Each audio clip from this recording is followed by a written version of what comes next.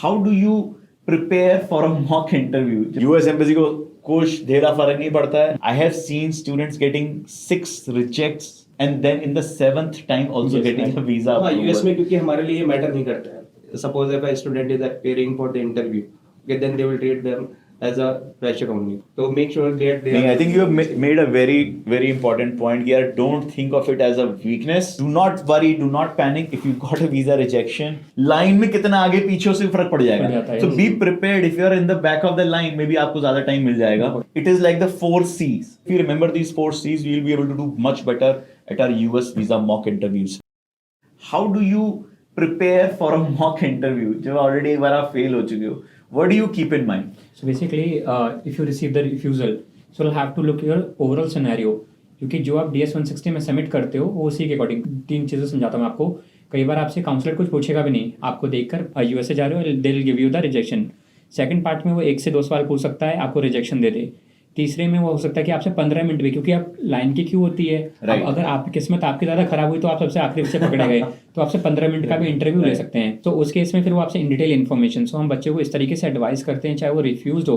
Particularly अगर refusal की बात करें, so they will have to more specific about the chosen university, क्यों वो रिकंसिडर करना चाहते हैं और क्यों वो उसको ग्रांट दे दोबारा से. मेनली पार्ट इस फोकस पे ही है कि So I think visa interview पे भी we have another video which we are again going to now pin it here in the I section so you can go and check about it. Largely it remains same, but what you are saying is कि एक additional information जो यहाँ provide कर रहे हैं, line में कितना आगे पीछे से फर्क पड़ जाएगा. So be prepared. If you are in the back of the line, maybe आपको ज़्यादा time मिल जाएगा. So be prepared for that. And also we need to be very specific in what we are saying. मेरे को यार एक framework मैंने भी recently पढ़ा for how to handle US visa mocks. It is like the 4 C's.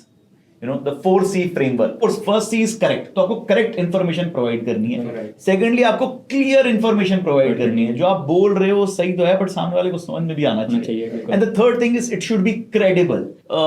Correct तो है कि भाई यूनिवर्सिटी जो है ये यहाँ पर मेरे को गूगल से जॉब मिल जाएगी, बट आप बोलो हाँ मैं तो गूगल में ही जॉब करने जा रहा हूँ, राइट. तो क्रेडिबल होना चाहिए यार. It should be not fully कि भाई बिल्कुल ही एम्बिगुअस हो. And lastly of course, and I think that is where हमारे स्टूडेंट्स में सबसे ज्यादा प्रॉब्लम होती है, वो है confidence.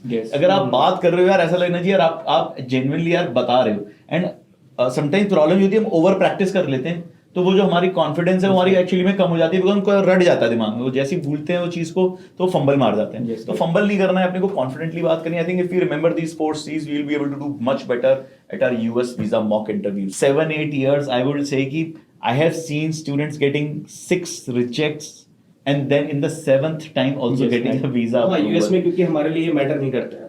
Suppose if a student is appearing for the interview, okay, then they will treat them as a fresher only. Okay, उनके लिए कितने रिफ्यूजल आए हैं बच्चे के, that doesn't matter. And another important thing is यहाँ पे हमारे लिए थोड़ा सा easy भी हो जाता है बच्चों को इंटरव्यू के लिए प्रिपेयर करना, जो रीअप्लाई करता है, because they have experienced the interview and they know the honesty of their where they are lacking in the interview. And उनको they need to be documenting कि भाई मेरे इंटरव्यू में क्या सवाल पूछा, मैंने क्या जवाब दिया, honestly आंसर लिखो so that you are able to take the right corrective measures. They know their feedback, right? कि मैं कहाँ पे लैग किया था. So make sure that they. I think you have made a very important point here. Don't think of it as a weakness. US embassy को कुछ ढेरा फर्क नहीं पड़ता है.